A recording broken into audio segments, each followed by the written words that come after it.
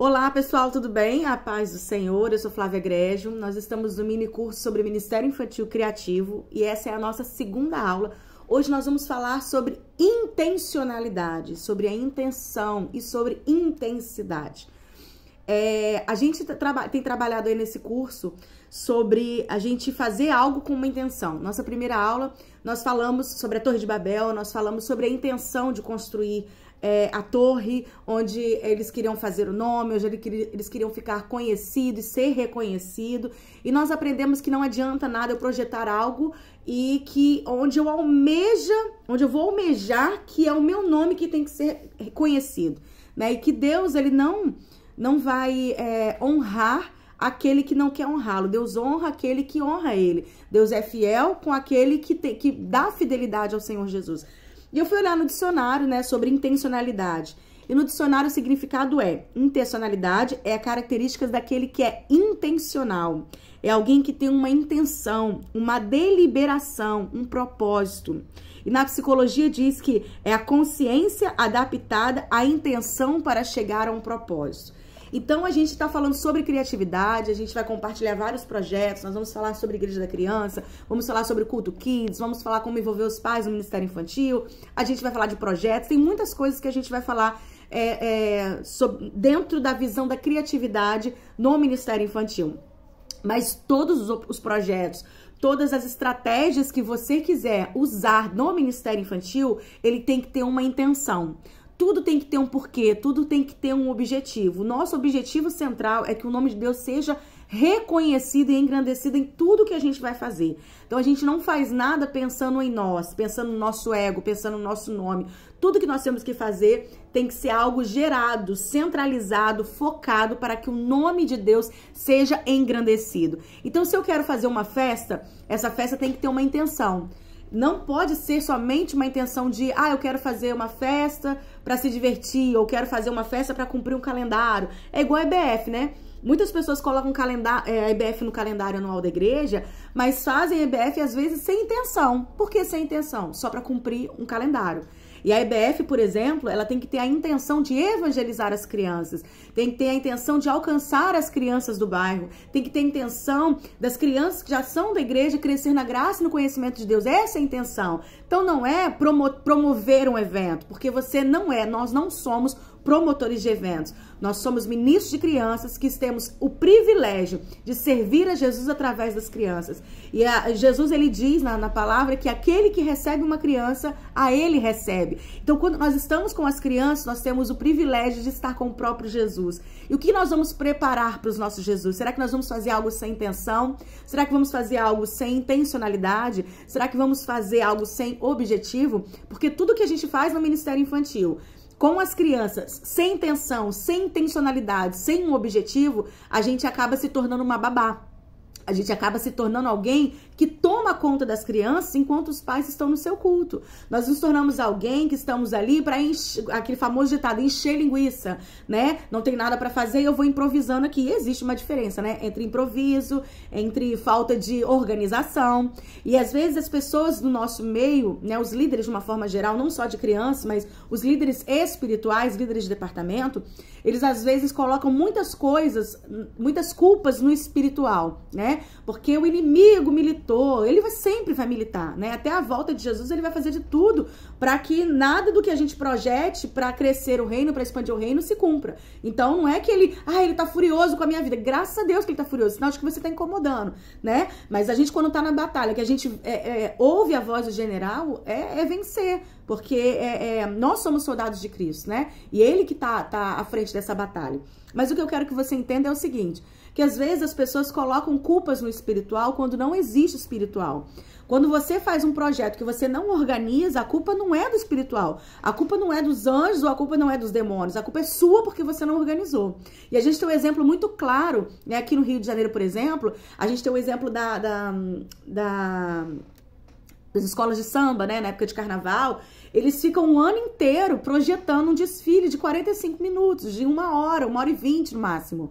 E aí eles ficam um ano inteiro projetando aquilo. Você passa nas madrugadas, nas épocas de preparação do carnaval, você passa nas madrugadas perto de um casarão e você ouve as pessoas até de madrugada costurando e cantando e vestindo a camisa ali da sua escola de samba. Eles fazem com excelência, eles não fazem de qualquer maneira. Eles não programam um desfile de carnaval em 3 meses, em 2 meses, em 1 semana ou 15 dias.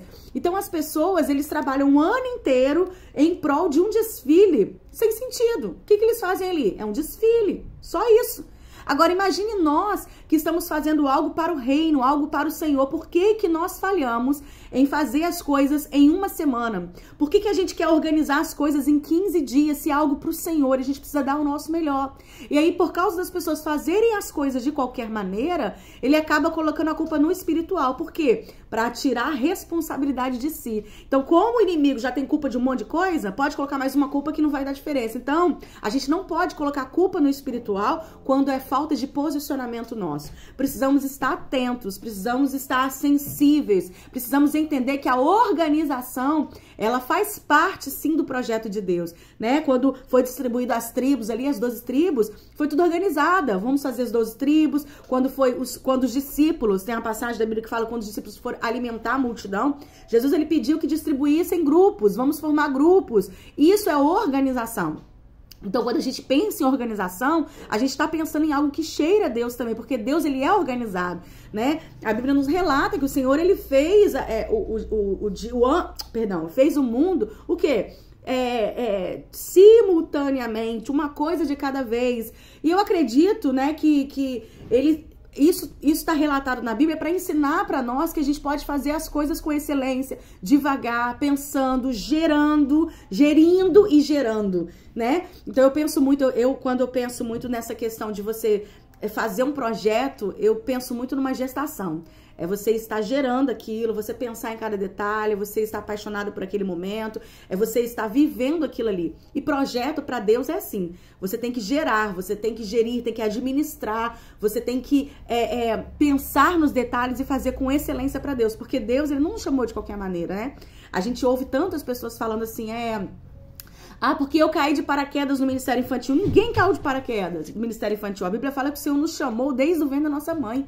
Então, antes da nossa mãe sonhar conosco, a nossa família sonhar conosco, o Senhor, ele já tinha grandes projetos para nós. Então, a gente não caiu de paraquedas. Não, mas eu só parei no departamento infantil porque a irmã saiu, porque a esposa do pastor não quis. Não, tudo isso faz parte do processo de desenvolvimento ministerial que Deus escreveu para nós. Eu me lembro quando... eu já pregava para as crianças, caracterizadas de boneca Gigi. E aí a minha igreja matriz, eu nunca tinha pregado na minha igreja matriz, e a minha igreja me ligou um dia, ia ter culto lá. Eu sempre fiz questão de estar presente nos cultos, né? Pregando ou não, primeiramente a minha igreja. E o nosso ministério tem que ser igual uma rosa, né? Ele começa com um botão e depois ele cresce, não uma couve-flor, eu abençoo os de fora e depois eu ajudo dentro de casa. Então eu acredito muito nisso. E aí teve um culto das crianças, um congresso, não lembro. E aí chamaram o pessoal pra pregar. E aí essas pessoas não puderam pregar. E eu recebi uma ligação da líder falando assim, olha, Flávia, eu chamei fulano pra pregar e ela não vai poder vir. E aí eu tô falando fulano porque eu não lembro quem é a pessoa, tá? Tem muito tempo isso, deve ter uns 15 anos ou mais. E aí eu chamei fulano, ela não pôde vir. E aí ela indicou ciclano marcou comigo, mas aí em cima da hora falou que não podia vir e me indicou outra pessoa e outra pessoa falou que não podia vir. Eu não tenho ninguém pra pregar. E eu lembrei, vamos chamar a Flávia porque a Flávia vai quebrar o nosso galho. Olha, aquilo ali entrou como uma seta no meu coração.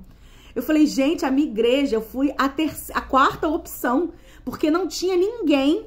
Aí me chamaram. Então, quer dizer, só lembraram de mim porque não tinha ninguém. E eu falei com meu marido, eu não vou não, eu sou de casa. Eles valorizaram mais as pessoas de fora do que de casa. Quer dizer, em nenhum momento pensaram, vamos chamar a Flávia pra pregar. Não, chamaram as pessoas de fora, porque ninguém podia lembrar de mim. E meu marido me deu uma palavra, ele falou pra mim assim, Flávia, você deve pensar o seguinte, Deus, ele desmarcou com todos eles porque queria que você pregasse. Então não pense que você é a sobra, pense que Deus, aquela ali era a tua senha, Deus queria você pregando. Então Deus não permitiu que as outras pessoas viessem para que você pregasse. Então aproveite a oportunidade que Deus está te dando. Eu falei, é isso.